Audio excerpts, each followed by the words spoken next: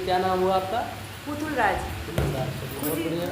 पुतुल और राज। आज क्लास में शूट हो रहा था अपना रॉक स्टार में, और यानी कि मैं और ये मेरा भाई और ये शुभम बाबू जो आज कैमरा का पूरा कारोबार संभाल रहे थे, और अभी अभी शूट संपन्न हुआ है।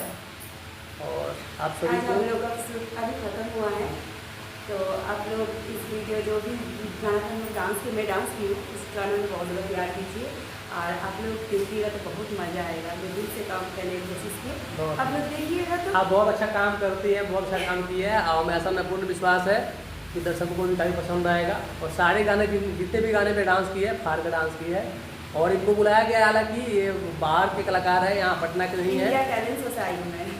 और बहुत अच्छा मतलब टैलेंट तो वाकई भगवान ठूस ठूस कर दिए हैं इनको। और मैं आप सबसे विनती करूँगा कि वीडियो को ज़्यादा से ज़्यादा शेयर कीजिए, देखिए, लाइक कीजिए।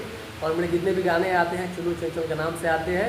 बहुत सारे लोग हैं चुन्नू बाबा में परेशान रहते हैं, तो चुन्नू चंचल से गाने को सर्च कीजिएगा, ढेर सारे गाने मिलेंगे। धमाका करते रहिए, इसे प्यार बनाते रहिए। Love you, thank you.